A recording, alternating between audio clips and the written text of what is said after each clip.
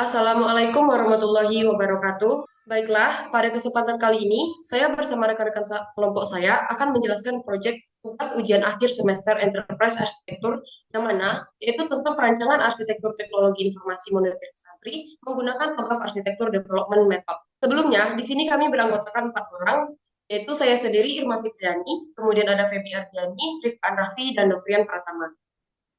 Sebelumnya, latar belakang dari perancangan sistem monitoring santri Pondok Pesantren Asalam Nagaberal ini, yang mana pada pondok pesantren ini sebelumnya menggunakan sistem pencatatan perizinan pulau santri dan kelola poin pelanggaran secara manual yang dilakukan melalui buku yang bernama buku kontrol santri.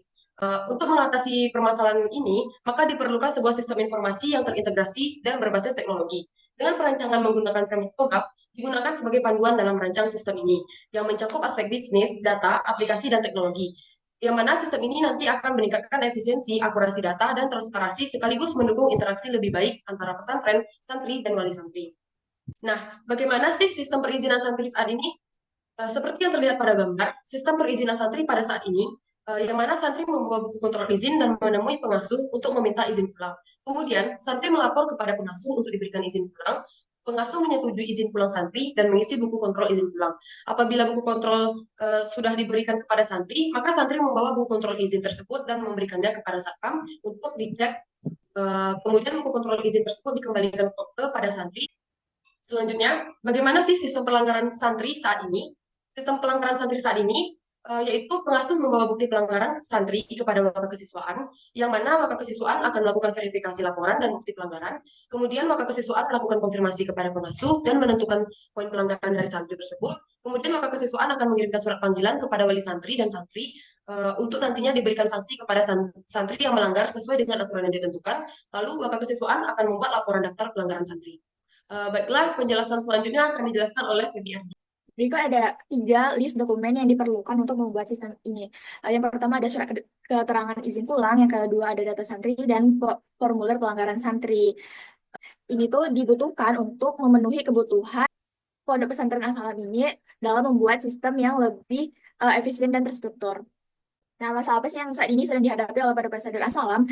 Di sini kami menganalisis menggunakan features dari sisi kinerja, dia tidak optimal kinerjanya, dan dengan menggunakan sistem IDEA tuh ketika pemantauan yang lebih akurat dan real time terhadap aktivitas santri. Dari sisi informasi yang didapatkan itu tidak cukup akurat dan relevan. Dengan menggunakan sistem itu dapat meningkatkan keakuratan dan ketersediaan informasi. Dari sisi ekonomi, biaya operasionalnya itu tidak terkelola karena masih manual. Itu eh, dapat berhemat yang karena dia dapat dioptimalkan karena menggunakan perangkat lunak atau memanfaatkan layanan cloud.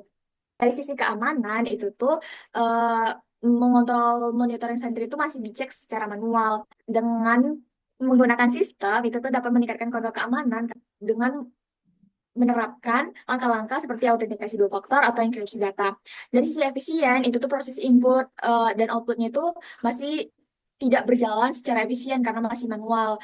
Dan sistem itu tuh dioptimalisasikan lagi prosesnya dengan mengotomatiskan tugas-tugas rutin dan menggunakan algoritma yang efisien untuk pengolahan datanya. Dari sisi layanan, itu tuh harus bertemu secara bertahap dan itu akan memakan waktu. Dengan menggunakan sistem, seluruh pengguna itu tidak perlu lagi bertemu secara langsung dan dengan bertahap karena sudah bisa memantau melalui sistem dan bisa diakses kapan saja.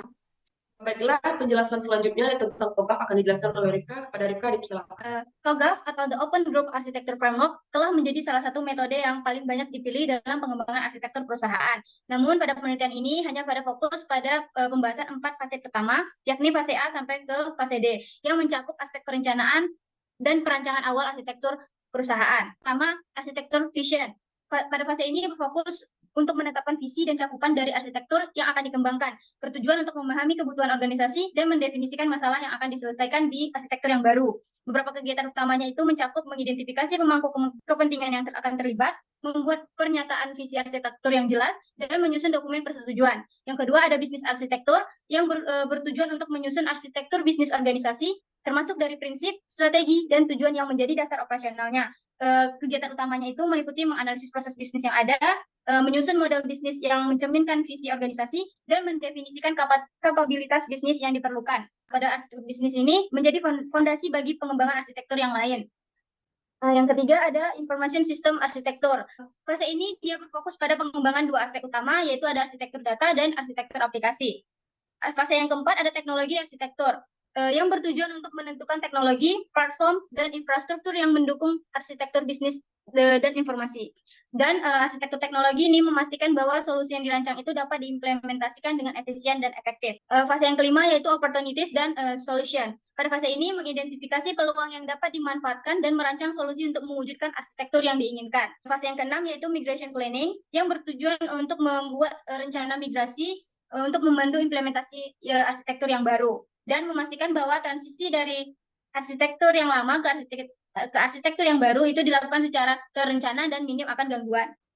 Fase yang ketujuh adalah implementation governance, yang bertujuan untuk mengawasi dan mengelola proses implementasi arsitektur yang akan dirancang dan menjaga agar proses implementasinya itu sudah tetap berjalan dengan rencana yang dibuat di awal.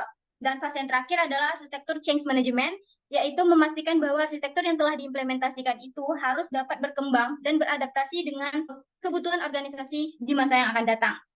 Nah, keunggulan TOGAF dalam studi kasus sistem perizinan dan pengelolaan poin pelanggaran santri di pondok pesantren memberikan sejumlah keunggulan. Yang pertama itu pendekatan terstruktur dan sistematis.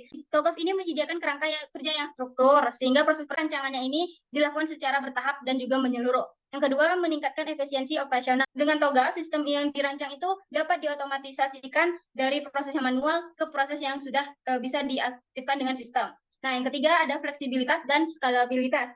TOGAF ini memungkinkan sistem yang dirancang itu dapat mudah beradaptasi dengan perubahan kebutuhan yang terjadi di masa depan. Keempat yaitu transparansi dan kemudahan akses informasi. Nah, sistem yang sudah berbasis TOGAF ini dirancang untuk menyajikan informasi secara real time dan juga akurat. Dan pihak-pihak yang berwenang itu dapat dengan mudah mengaksesnya dan dapat memberikan transparansi dan kepercayaan. Baiklah, penjelasan selanjutnya tentang implementasi TOGAF studi kasus akan dijelaskan oleh Novrian. Pada implementasi TOGAF studi kasus ini terdapat 4 fase. Yang pertama itu dimulai dengan fase preliminary phase, di mana fase ini merupakan persiapan untuk perancangan arsitektur enterprise dengan mengidentifikasikan prinsip-prinsip setiap arsitektur. Di mana pada fase ini akan ditemukan prinsip, katalog, dan juga identifikasi dengan 5W dan 1H. Di mana fase ini akan mempertanyakan beberapa objek dan deskripsi yang akan dihasilkan dari pertanyaan tersebut. Fase arsitektur vision. Pada fase ini bertujuan untuk merumuskan visi dan rumus dan ruang lingkup arsitektur. Fase ini menentukan visi dan misi dari bisnis tersebut agar visinya dapat terwujudkan dengan output dari sistem yang akan dibuat. Yang dimana sistem tersebut dapat mendukung aktivitas pendukung dan juga aktivitas utamanya. Fase B yaitu bisnis arsitektur.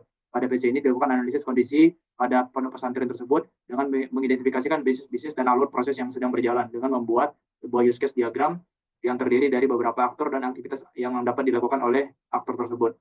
Selanjutnya, ini merupakan penjelasan detail mengenai aktor utama dan aktivitas proses bisnis dan serta alur bisnis yang akan dijalankan pada sistem yang akan dibuat. Yang ketiga yaitu arsitektur, information system arsitektur. Pada fase ini yaitu pembuatan database untuk mengisi seluruh informasi yang telah diinput oleh aktor yang berada pada sistem. Pada perancangan bisnis information system ini dibuatlah sebuah kelas diagram yang berisi informasi tentang database yang akan digunakan dalam sistem. Yang keempat yaitu infrastruktur jaringan. Pada fase ini perancangan sebuah jaringan akan dibuat menggunakan SparkX dengan mengidentifikasikan kebutuhan-kebutuhan yang akan digunakan pada sistem, terdiri dari database, penyimpanan database pada sistem, dan kebutuhan-kebutuhan komputer pada setiap ruangan pada pondok pesantren, dan kebutuhan switch yang juga sangat penting untuk menghubungkan jaringan. Dan yang selanjutnya itu platform teknologi. Teknologi ini disarankan untuk digunakan pada sistem tersebut agar dapat diakses dengan baik dan lancar. Lalu terdapat juga konfigurasi software dan hardware untuk spesifikasi kebutuhan software dan hardware pada sistem yang akan digunakan pada pondok pesantren. Lalu terdapat juga teknologi portofolio katalog, di mana penjelasan teknologi ini yaitu berisi domain dan sistem monitoring santri serta spesifikasi yang akan dibutuhkan pada sistem. Nah, setelah melakukan perancangan terhadap sistem monitoring pondok pesantren Asrul Gabriel ini, maka diharapkan dengan implementasi dari Enterprise Arsitektur Framework TOGAF, maka akan membantu pesantren dalam meningkatkan efisiensi operasional, menyediakan informasi secara real-time, menjaga keamanan data, serta mendukung kemudahan akses bagi semua pihak yang berkepentingan. Implementasi sistem berbasis TOGAF ini juga menawarkan fleksibilitas dan skalabilitas untuk menghadapi perkembangan pesantren di masa yang akan datang. Sekian penjelasan tentang perancangan arsitektur bisnis sistem monitoring Pondok Pesantren Asal Naga Beralih. Semoga bermanfaat dan saya akhiri dengan wabillahi taufiq wal hidayah. Wassalamualaikum warahmatullahi wabarakatuh.